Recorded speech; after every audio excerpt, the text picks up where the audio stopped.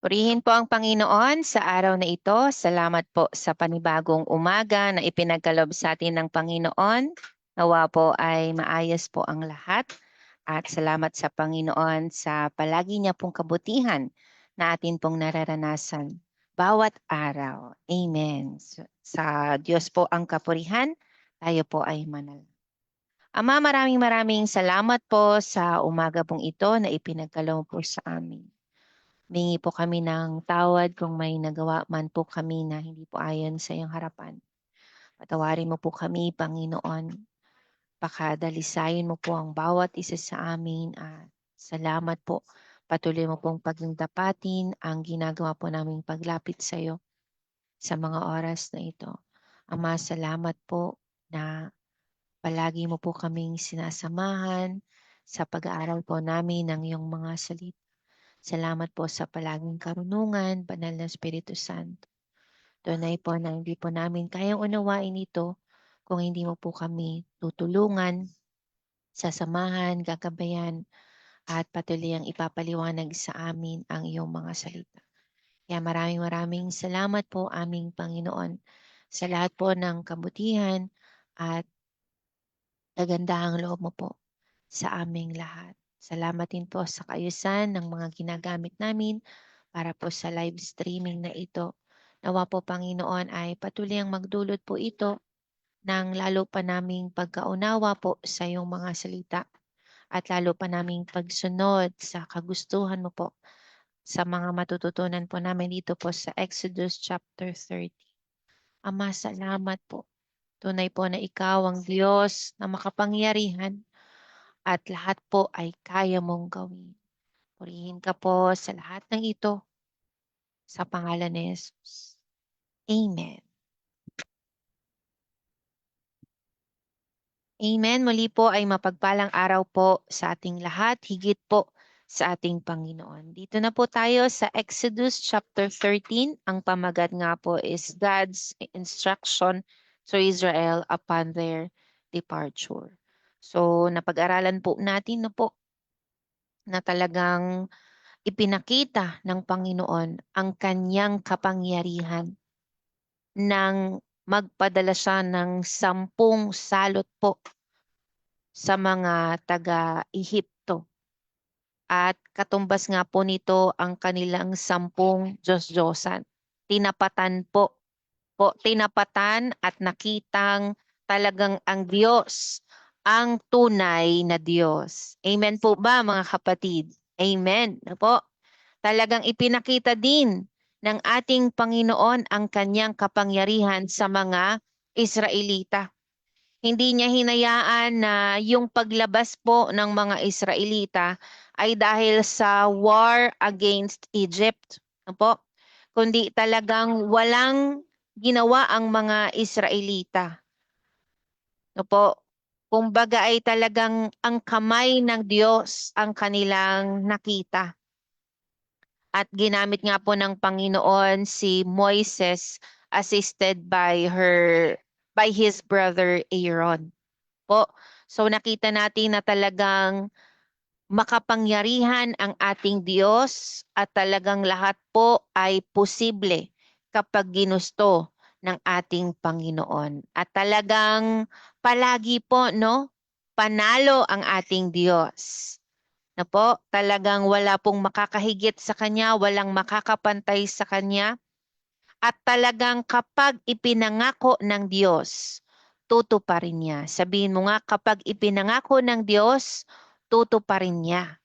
Kasi kung matatandaan po natin for 430 years to be exact. Po, for 430 years, naging alipin po ang mga Israelita sa Ehipto.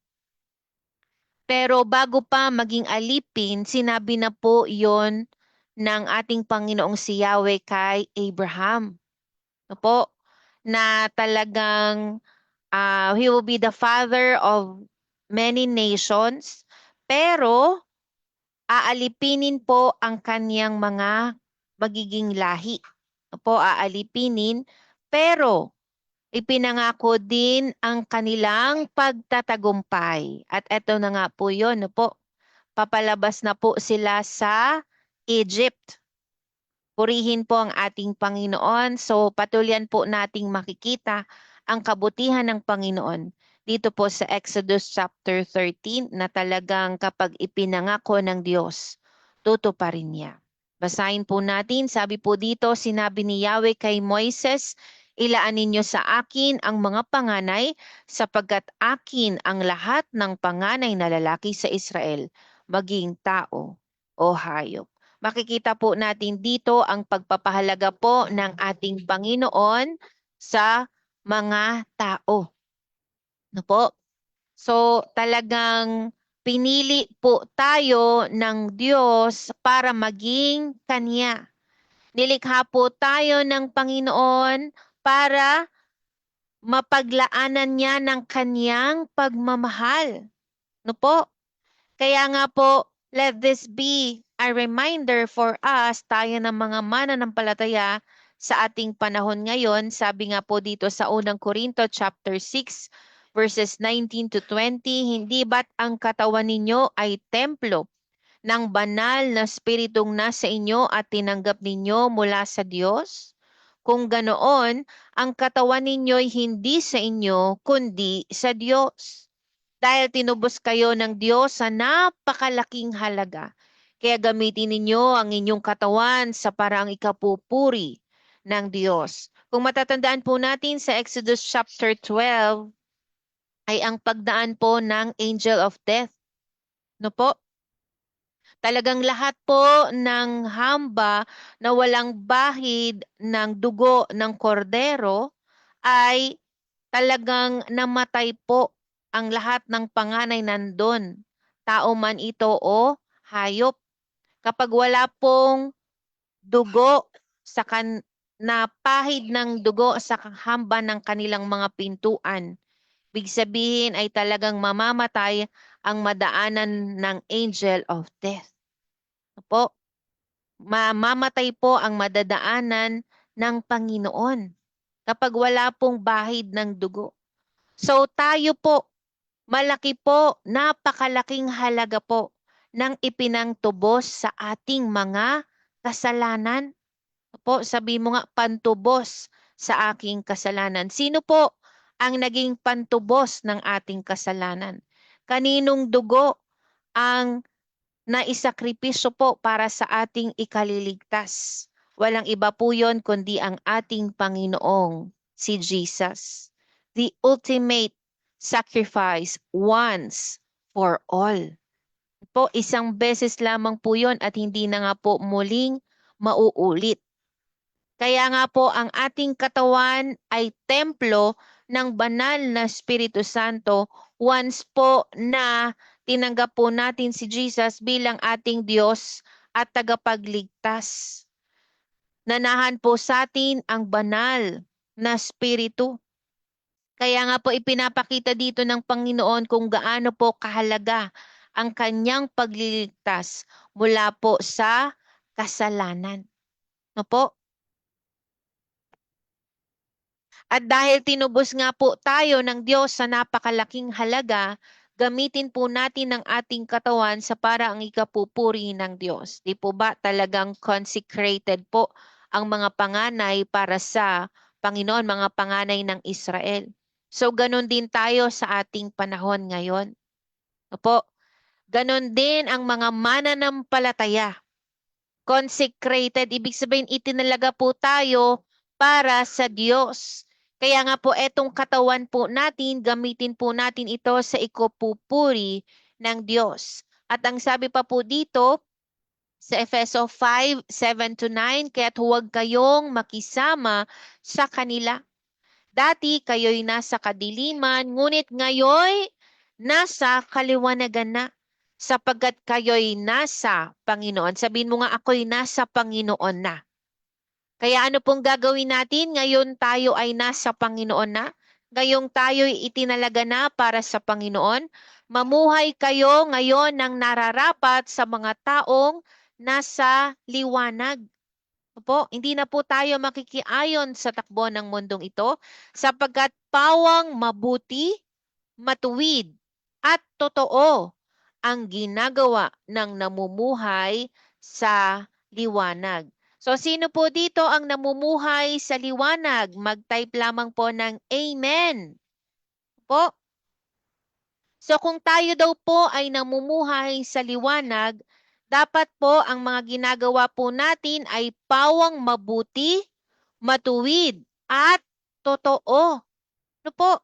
Tayong mga namumuhay na sa liwanag, tayong mga nasa Panginoon na.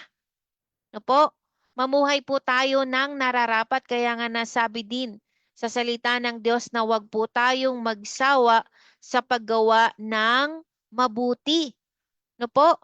Kasi nga po tayo ay itinalaga na para sa Panginoon the moment we receive Jesus as our Lord and personal Savior, na nahanap po sa atin ang banal na Espiritu Santo. So tayo ay nasa Panginoon na. Tayo'y mga naliwanagan na. So dapat pawang mabuti, matuwid at totoo na po ang ginagawa po natin sa ating pamumuhay kahit nandito pa po tayo sa daigdig na ito. Palagi po nating ipaalala ito. Kaya nga po, nire-remind po tayo na laging mag-aral ng salita ng Diyos. Kasi talagang bilang tao, tayo po ay nakakalimot. No po? Minsan nakakalimot tayo na tayo binanal na ng Diyos. Minsan nakakalimot tayo na tayo nasa liwanag na. Wala na tayo sa kadiliman kasi tinanggap na natin ang ating Panginoong Hesus sa ating mga buhay. So tayo nakatalaga na para kay Kristo. Kung paanong itinalaga ang mga panganay noon ng mga Israelita, sa panahon natin ngayon, tayo po yon, yung mga nakatalaga para kay Kristo. Amen. Purihin po ang ating Panginoon. Sa pagpapatuloy po, sinabi naman ni Moises sa mga Israelita, aalalahanin ninyo ang araw na ito. Sabihin nga po, aalalahanin. Amen. Po, sabi dito, aalalahanin ninyo ang araw na ito ng inyong paglaya sa pagkaalipin sa bansang Ehipto. Po, again, to be exact, this was the last day of 430 years na pagkaalipin. Imagine that, mga kapatid. Sumakto talaga, no po? Talagang iba po ang way ng Diyos. No po? Mas better. No po? To be exact, ito yung pinakahuling araw ng kanilang ika-430 years na pagkaalipin sa bansang Ehipto. Kaya talagang kailangan nilang alalahanin ito. Mula rooy inilabas kayo ni Yahweh sa pamamagitan ng kaniyang kapangyarihan. Sabihin mo nga, kapangyarihan ng Diyos. And kitang-kita din po natin yon. Po, kitang-kita natin ang kapangyarihan ng Diyos. Po, sa pagliligtas niya po sa mga Israelita. At ang sabi pa nga dito, huwag kayong kakain ng tinapay na may pampaalsa. Umalis kayo ng Ehipto sa araw na ito ng unang buwan. Dadalhin kayo ni Yahweh sa lupaing ipinangako niya sa inyong mga ninuno. No po? So dahil sa kapangyarihan ng Diyos na ilabas ang mga Israelita mula sa pagkakaalipin sa Ehipto for 430 years, mga kapatid. Hindi po ito days, kundi 430 years. Po, dahil sa kapangyarihan ng Diyos. At dadalhin din po sila sa ipinangako ng Panginoon sa kanilang mga ninuno dahil din sa kapangyarihan ng Diyos. Ang Panginoon mismo ang magdadala sa kanila dito sa isang mayaman at masaganang lupain. Ang lupain ng mga Kananeo, Heteo, Amoreo, Hevita at Jebuseo. Pagdating doon, ipagdiriwang ninyo taon-taon ang araw na ito. Ang kakainin ninyo sa loob ng 7 araw ay tinapay na walang pampaalsa. At sa ikapitong araw ay ipagpipista ninyo si Yahweh. Ano po? Kaya nga yung tinatawag na feasting. Ito po ay originally para po ito sa Panginoon. Opo, na iba na nga lang ng mga taong walang tamang kaugnayan sa Panginoon. Iniba nila, pinapangit nila. Opo, pero talagang ang pagpipista ay para lang sa dahilan sa kabutihan ng Panginoon, kaya ipinagdiriwang ang Panginoon. Tinapay na walang pampaalsa ang kakainin nyo sa loob ng 7 araw at sa panahong iyon huwag magkakaroon ng pampaalsa o tinapay na pampaalsa sa inyong lupain. Kasi nga po, di po ba sa sobrang pagmamadali po ng mga Israelita, di ba pinagmadali na nila, magmadali kayo. Po, pinagmadali sila, hindi na nila talaga nakuhang lagyan pa ng pampaalsa. So talagang in remembrance of this very day, po, hindi po sila kakain ng tinapay, kakain po sila ng tinapay na walang pampaalsa. Talagang para maalala nila yung bawat minuto, bawat segundo ng mga pangyayari nung araw na sila ay lalabas na mula po sa Ehipto. Po, aalalahanin po nila. Sa araw na iyon, sasabihin ng bawat isa sa kaniyang mga anak, ginagawa natin ito bilang pag-aala-ala sa pagliligtas sa amin ni Yahweh nang ilabas niya kami sa Ehipto. Ang pag-aala-alang ito ay magiging isang palatandaan sa inyong kamay o sa inyong noo upang hindi ninyo malimutan ang mga utos ni Yahweh sapagkat inilabas niya kayo sa Ehipto sa pamamagitan ng kanyang dakilang kapangyarihan. Gaganapin ninyo ang pag-aala-alang ito sa takdang araw, taon-taon. So yearly po, no? They will remember the goodness of God. They will remember the redemption of God sa kaniyang sa kanyang bayan. No po? They will remember, they should remember it yearly. No po? At sa atin pong kapanahunan ngayon, di ba? Talagang araw-araw nawa binabalikan natin kung gaano kabuti ang Diyos, 'di ba? May mga minsan pinagninilay-nilayan natin yung problema. Pinagninilay-nilayan natin na walang pera.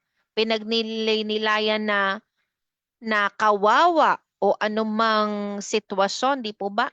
Nawa mas pagnilay-nilayan natin, mas mag-meditate tayo sa kabutihan ng Diyos na ginawa niya sa ating buhay, sa ating pamilya, yung mga pagpapagaling ng Diyos, mga himala ng Diyos, mga provision ng Panginoon.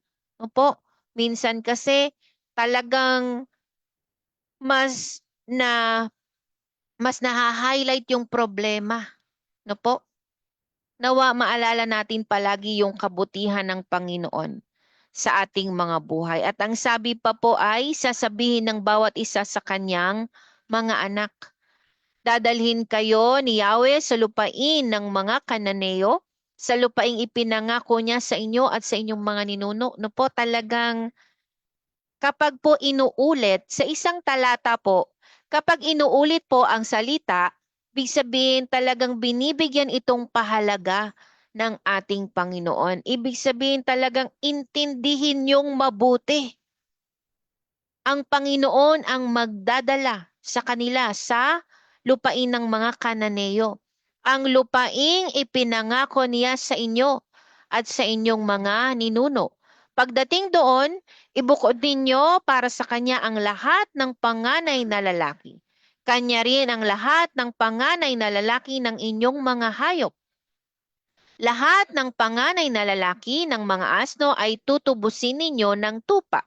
Kung ayaw ninyong tubusin, baliin ninyo ang leeg nito. Tutubusin din ninyo ang mga anak ninyong panganay. So bawat pagtatalaga po sa Panginoon ay may katumbas po na pag-aalay din ng dugo ng hayop. No po? Pantubos po. At yung sa pag-aalay naman ng mga hayop, may pantubos din po na another hayop. 14, darating ang araw na itatanong ng inyong mga anak kung bakit ninyo ginagawa ito. Sabihin ninyo sa kanila na kayo iniligtas ni Yahweh mula sa pagkaalipin sa Ehipto sa pamamagitan ng kaniyang kapangyarihan. Po, kung ilang beses na pong inuulit to po sa panggitan ng kapangyarihan ng Panginoon. Kaya nailigtas ang mga Israelita hindi dahil kay Moises, hindi dahil kay Aaron, hindi dahil sa marami ang mga Israelita, kundi dahil sa kapangyarihan ng Panginoon. No po? So di po ba ay may mga magulang na nagkikwento sa anak ng mga masasamang ginawa, no? O eto, ginawa sa akin ng tatay mo. O eto, ang ginawa sa akin ng tita mo. Eto, ang ginawa sa akin ng kapitbahay namin dati. No po? Di po ba? Nawa tayong mga makadiyos na magulang, no po, ang i-instill natin sa ating mga anak ay mga kabutihan ng Diyos. Ipapaalala natin sa kanila, ikikwento natin sa kanila, o anak, ganito ang nangyari nung kami ay bata. Pero, nag-provide ang Diyos. Ganito ang naging buhay namin. Pero, naging mabuti ang Diyos. No po? Katulad na lamang ng sinasabi po dito ng ating Panginoon through Moses, at si Moises ay ibinigay naman ang instruction sa mga Israelita na kailangang sabihin nila ito sa kanilang mga anak para po magsalin o maisalin yung kabutihan ng Diyos. Para hindi malimutan, sabihin mo nga, para maalala palagi. No po? At nawa nga, ang ipinapaalala natin sa ating mga anak, ang ikwento natin sa ating mga anak, no po, ay yung mga kabutihan nga ng Panginoon. No po? Hindi yung kung gaano naging masama yung si brother o si sister o mga kasalanang ginawa sa'yo. Kaya yung anak tuloy, hindi mo alam, nagtatanim ka sa kanya ng galit. Kaya paglaki nung anak mo, may galit siya dun sa taong ikinuwento mo sa kanya. Diba? So parang pinagkakasala natin ang ating mga anak sa ganong uri ng pagkikwento. No po? Kaya mag-ingat po tayo, mga nanay, mga tatay. Po tayo pong mga elder. So po tayong mga nakatatanda. Ipaalala po natin sa mga susunod na henerasyon kung may susunod pa after this. Ipaalala natin sa kanila yung kabutihan ng Panginoon. No po? Wag po natin silang wag po natin silang hayaan na magkasala dahil sa atin. No po? O kung meron man na naikwento, no po, ay pwedeng sabihin mo, pero anak, mabuti naman ang Diyos. Pero anak, pinatawad ko na siya. No po? Pero see to it na talagang, pinatawad mo na nga yung nakaaway mo noon. Kung may naikwento man na negative sa anak. No po? Make sure na totoo din ang ating mga sasabihin. Kasi nga tayo mga niliwanagan na ni Kristo. Amen? Kaya palagi na pong totoo. Amen. Purihin ang Panginoon. So ito yung ipapaalala ng mga Israelita sa kanilang mga anak. Yung pagliligtas ni Yahweh mula po sa pagkaalipin sa Ehipto sa pamamagitan ng kapangyarihan ng ating Panginoong si Yahweh. So kasi sa pamamagitan nga nito, kikilalanin ng mga susunod na henerasyon ng mga Israelita ang kapangyarihan ng Panginoon. Sila din ang kanilang gagawing Diyos, katulad ng pagpapalaki ng aming mga magulang sa amin. Yes, dumating nga yung punto na nagkanya-kanya kami ng daan. Pero hindi nawala, nagsumibol yung nai-instill o naitanim sa amin na salita ng Diyos. Sumibol ito. Ipinaalala ng Panginoon sa amin. Kaya sa Diyos ang papuri. 15. Sabihin ninyo na nang matigas ang Faraon at ayaw kayong payagang umalis sa Ehipto, pinatay ni Yahweh ang lahat nilang panganay maging tao o hayop. Ito ang dahilan kaya ninyo inihahandog sa kanya ang lahat ng panganay na lalaki. Ngunit ang anak ninyong panganay ay inyong tinutubos. Ang paghahandog na ito'y magsisilbing palatandaan tulad ng tatak sa inyong kamay o sa inyong noo. Ito'y pag-alala sa ginawa ni Yahweh nang kayo'y ilabas niya sa Ehipto sa panggitan ng kaniyang kapangyarihan. Amen? No po? Again, napakaraming ulit. Talagang ipinagdidiinan at ipinapaintinding mabuti sa mga Israelita na dahil lamang po sa kapangyarihan ng ating Panginoong si Yahweh, kaya sila naligtas. Hindi dahil sa kanilang lakas, hindi dahil sa madami sila, hindi dahil sa kanilang talino, hindi dahil sa kanilang abilidad. Kaya nawa na ipapaalala din sa atin ng Panginoon sa mga oras na ito na ang lahat ng mga nangyayari sa ating mga bagay na mga mabubuti no po, ay dahil lamang po sa Panginoon. Po, hindi dahil matalino tayo, kaya tayo successful ngayon. Hindi dahil sa magaling tayo, kaya tayo nakakaluwag-luwag ngayon.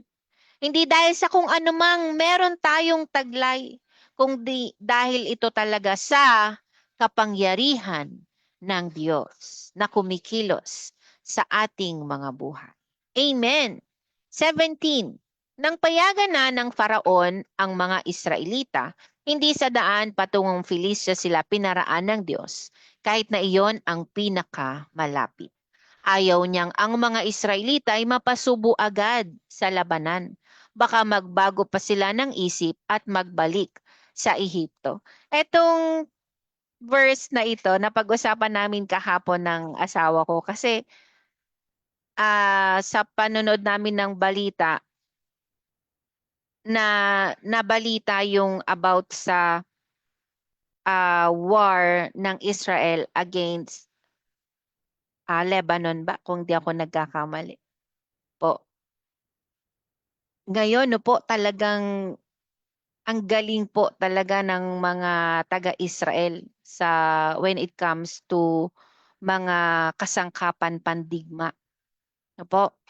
Pero dito, no po, dito, alam ng Diyos na hindi pa sila ready makipaglaban, kaya hindi sila pinadaan doon sa mga sa kampo o sa lupain ng mga Filisteo.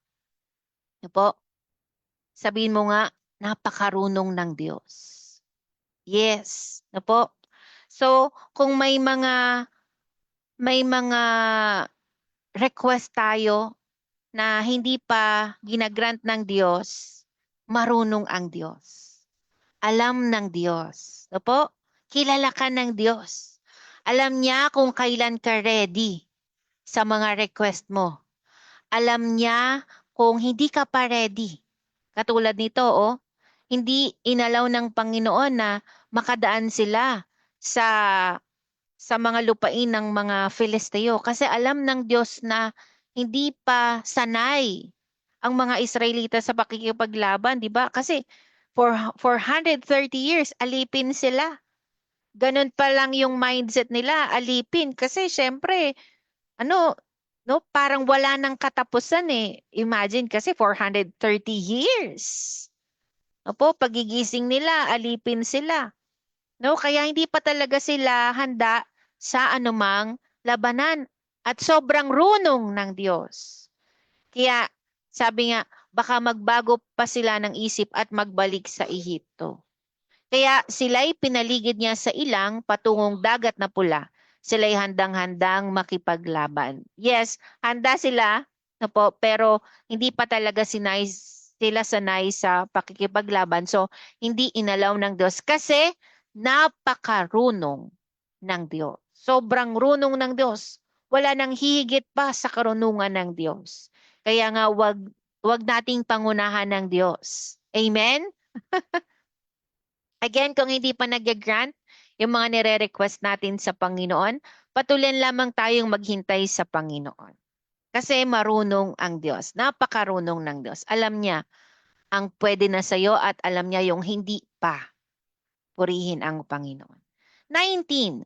Ang mga buto ni Jose ay dinala ni Moises sa kanilang pag-alis bilang pagtupad sa kahilingan nito. Imagine. Imagine, no po. Moises followed the request of Joseph. Hundreds of years before po. No po? Before pa mangyari ito, 'di ba? 430 years na ang nakalipas or more, no po? Kasi yung 430 years na yon, yun yung span ng pagkaalipin ng mga Israelita sa Ehipto, yung 430 years na yon. Pero yung pagkakastay ng mga Israelita sa Egypt, hindi natin talaga sure. So talagang hundreds of years ang nakalipas. Pero sabi dito ni Jose, tiyak na ililigtas kayo ni Yahweh. Pag alis ninyo rito'y dalhin ninyo ang aking mga buto. Imagine, alam ni Jose, kilalang kilala ni Jose ang Diyos na kanyang pinaglilingkuran. Nawa, kilala din natin ang ating Panginoon na pinaglilingkuran natin. Natiyak din na ililigtas tayo ng Diyos. Natiyak din na i-redeem tayo ng ating Panginoon. Natiyak din ang buhay na walang hanggan sa piling ng ating Diyos na makapangyarihan sa lahat. Amen? Purihin ang ating Panginoon. Nawa talagang makilala natin ang ating Diyos na pinaglilingkuran. Na siya ay Diyos ng mga posibleng bagay. Na walang mahirap sa ating Panginoon. Walang imposible sa Kanya. Imagine, no po? Grabe, no? Grabing pananampalataya ni Jose sa Panginoon. Hindi pa man nangyayari yung pagkaalipin, no po, since naisalin ito sa kanya na ito ang mangyayari sa kanyang mga lahi. Kaya ang sabi ni Jose, kahit hindi man niya naranasan, literally, yung redemption, no po, yung pag-redeem ng Panginoon sa kanyang bayan, hindi man niya literally naranasan ito. Pero sabi niya, tiyak na ililigtas kayo ni Yahweh. Nawa maging ganon din. Kaya nga, every time we pray to God, we should ask God to increase our faith. No po? Na palalimin pa ng Diyos ang ating pagmamahal sa Kanya. Na palaguin ng Diyos yung ating pananampalataya sa Kanya. Para ano't anuman ang mangyari, talagang mananampalataya ka sa Panginoon. Kahit na mangyari na yung nasa Matthew 24. Kahit na maranasan na natin yung kapighatiang hindi pa nararanasan ng mundong ito mula ng likhain ito. No? Masabi natin pa rin na tiyak na ililigtas ako ni Yahweh. Amen. No po? Purihin ang ating Diyos na makapangyarihan. Sabihin mo nga, tiyak na ililigtas ako ni Yahweh. Pero syempre, kailangan ang pagsunod. Amen? Pagsunod na may pagmamahal sa Panginoon. No po? Huwag po tayong magsasalita na iba naman ang ating ginagawa o taliwas sa ating ginagawa. So patuloy lamang manampalataya sa Panginoon at tiyak na ililigtas po tayo ng ating Panginoong si Yahweh. Ito pa po ang isa sa napaka makikita mo yung kapangyarihan talaga ng Diyos. Sabi dito, pag alis nila sa Sukot, nagkampo sila sa Etam, sa dulo ng disyerto. Kapag araw, ginagabayan sila ng Panginoon sa pamamagitan ng makapal na ulap. At kapag gabi, ay ginagabayan sila sa pamamagitan ng naglalagablab na haliging apoy na nagbibigay sa kanila ng liwanag para makapaglakbay sila araw man o gabi. Nangunguna sa kanila ang makapal na ulap kapag araw at ang naglalagablab na haliging apoy kapag gabi. Po, grabe no po. Talagang kitang-kita natin yung guidance ng Panginoon. Di po ba? Sabihin mo nga, guidance. Yes. God is the one who is leading them. Di po ba? Nangunguna sa kanila. Pinapangunahan sila ng presensya ng Diyos. Nangunguna sa kanila ang makapal na ulap kapag araw at ang naglalagablab na haliging apoy kapag gabi. No po? Grabe, no po? Grabing guidance, grabing pagsama ng Panginoon. At makikita din natin dito na hindi porke ginagabayan sila ng Panginoon ay magiging smooth sailing na. No? Kasi naging mahaba ang paglalakbay nila, mga kapatid, bago pa makarating sa lupang ipinangako ng Panginoon.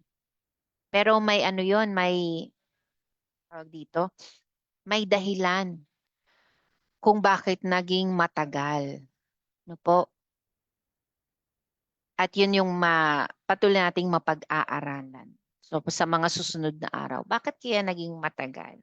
Kasi kung tutusin, dapat 40 days lang talaga nandun na sila sa land of Canaan, yung promised land. Pero dahil sa may mga nangyari po, ay kung ilan din, mahaba ang naging kanilang paglalakbay. At kahit nandun na sila sa promised land, may mga war pa din silang kinaharap. Po, naging sanay na sila sa pakikipaglaban. Po, so again, hindi porke kalooban ng Panginoon ay magiging smooth sailing na. No po? Kaya tulungan tayo ng Panginoon na patuloyan lamang magtiwala sa Diyos. At sabihin mong tiyak na ililigtas ako ni Yahweh. So tiyak ang ating kaligtasan. Pero hindi tiyak na magiging maayos o magiging yung sasabihin na everything is falling into places. Na po, tulungan tayo ng Panginoon. Kahabagan po tayo ng Panginoon. Salamat po sa Panginoon sa araw na ito na nawa ay marami po tayong natutunan at nawa ay piliin pa rin natin na pangunahan tayo ng Diyos. Po, sabihin mo nga, tulungan ako ng Panginoon. Po, tulungan tayong lahat ng Panginoon na gustuhin pa rin natin na palagi tayong pangunahan ng Diyos kahit hindi magiging smooth sailing, kahit na may mga maging problema sa pagsubok, mga testings, ang mahalaga kasama natin ang Diyos. Ang mahalaga, tiyak ang ating kaligtasan kasi kasama natin ang Diyos. Amen? Purihin po ang ating Panginoon. Tayo po ay manalangin. Ama, maraming salamat po. Lord, salamat po dahil patuloyan mo po kaming tinuturuan, tinutulungan, maging sa patuloyang pagsasalita mo po sa aking mga kapatid na nakakapanood at nakakapakinig ng live na ito. Patuloyan mong kausapin kaming lahat sa buong araw na ito. Patuloy naming maalala, patuloy naming alalahanin, piliing alalahanin yung mga kabutihan mo po sa aming mga buhay. Nawa, wag kaming mag-dwell dun sa mga negative o mga past mistakes na aming nagawa kundi alalahanin namin yung mga kabutihan mo po sa aming mga buhay. Mas marami naman talaga yung kabutihan mo po sa amin, yung mga himala, yung mga pagpo-provide mo po. Salamat po, aming Panginoon. Patuloy mo kaming pinapalakas at pinapatatag. Ano man, Panginoon, ang aming nasa harapan. O anuman, Panginoon, ang mangyayari in the next days, weeks, months, years, patuloyan kaming magtitiwala sa iyo, aming Panginoon. We will continue to trust in you, Lord God, the maker of heaven and earth, the Alpha and the Omega, the beginning and the end. Kaya patuloyan kaming mananampalataya din habang patuloyan kaming nagtitiwala sa iyo. Maraming salamat po, aming Panginoon, sa iyong mga salita na makapangyarihan at talagang tumitimo sa kaibuturan ng aming mga puso. Nawawag po naming makalimutan na talagang tiyak ang aming kaligtasan habang patuloyan kaming sumusunod sa mga ipinapagawa mo po sa amin, aming Diyos na makapangyarihan. Aming Diyos ng mga posibleng bagay, maraming salamat po. Maraming salamat. Purihin ka po, Ama, sa lahat ng ito. Katagpuin mo din po ang pangailangan ng aking mga kapatid. Sino man po ang nangangailangan ng kagalingan, salamat po. Patuloy mo pong pinaghimalaan si Ellery, ang aming Mami Elma, ang aming Ate Marisa, si Papay, Panginoon. Salamat po, patuloy mong pinaghimalaan si Mamang, si Daddy, si Pastor Lito, si Nanay Nelia, Panginoon. Ang aming Mama Lilia, Panginoon. Ang aming kapatid na Irene. Salamat po, patuloy ang pinaghimalaan ang Nanay Vilma, si Jassy, si RK, Panginoon. Salamat po sa sino mang may karamdaman sa mga oras na ito. Salamat po sa patuloy ang pagpapagaling mo po at himala sa kanilang mga buhay, Panginoon. Katagpuin mo din po ang pangailangan ng Nanay Lorna at ng kanyang pamilya, ni Hazel at Christian at ng kanilang buong pamilya, ng aming Ate Rosel at ng kanyang buong pamilya. Katagpuin mo din po ang pangailangan ng mag-asawang Mama Len at Kuya Ronnie. Ang pangailangan po ng pamilya po ng Ate Irene, ng Ate LP, ng Mami Elma, Panginoon. Ang pangailangan po ng aming Auntie Ruth at ng kanilang buong pamilya, paging ng mga kapatiran sa Apayao. Salamat din po sa patuloy pagtagpo mo po sa pangailangan ng aming kapatid na Chodolo, maging ng aming kapatid na Jocelyn Tagudan, ng aming kapatid na Crizzy, sa patuloy himala mo po sa kanyang buhay at sa kanyang buong pamilya. Sa patuloy himala mo po kay Lovely at sa kanilang buong pamilya. Sa aming ah, s- sa aming Mare, Panginoon, at sa kanilang buong pamilya. Sa patuloy himala mo po at pagtagpo mo po sa pangailangan ng aming Ate Caritz at ng kanyang buong pamilya, ng aming Teacher Bell at ng kanyang buong pamilya, Panginoon. Salamat po sa pagtagpo mo po sa pangailangan ng aming Ate Elena at ng kanyang buong pamilya, ni Manang at ng kanyang buong pamilya, Panginoon. Salamat po, patuloyan mo ding katagpuin ang pangailangan po ng mga kapatiran po namin from other fellowship at ng mga kapatiran po from Miracle of Life. Ang aming Nanay Rebecca, Panginoon, at ang kanyang buong pamilya, katagpuin mo po ang kanilang pangailangan, Panginoon, ayon po sa iyong kapangyarihan po na kumikilos sa kanilang pamilya at sa kanilang personal na buhay. Maraming salamat po, aming Panginoon. Yes, si Eliza ay para sa iyo, aming Panginoon. Siya ay para sa iyo, maging ang kanyang nag-iisang asawa at ang kanilang anak. Salamat po, aming Panginoon. Purihin ka po. Purihin ka po, aming Panginoon. Salamat po sa patuloy pagtagpo mo po sa pangailangan ng Papa Mar at ng kanyang buong pamilya. Panginoon, salamat po Sobrang buti mo po sa amin, Panginoon. Kahit kailan hindi ka nagkulang sa pagpo-provide ng aming mga pangangailangan, Panginoon. Never mo kami pinagkulang, Panginoon. Maraming maraming salamat po sa kapangyarihan mo po, Panginoon, na kumikilos sa buhay ng bawat isang nakakapanood at nakakapakinig ng live na ito. Pagpakita mo po sa kanila ang iyong kapangyarihan, Panginoon. Ipadanas mo, ipakita mo through their naked eye, Panginoon, na ikaw ang Diyos na makapangyarihan sa lahat. May lalang ng langit at lupa. Ang Diyos na aming maaasahan sa buhay na ito. Purihin ka po, Ama. Katagpuin mo din po ang pangailangan ng aking kapatid na si Den. Salamat po at ng kanyang nag-iisang asawa. Maging ang pangailangan po ni Micah at ng kanyang buong pamilya, Panginoon. Salamat po, aming Panginoon.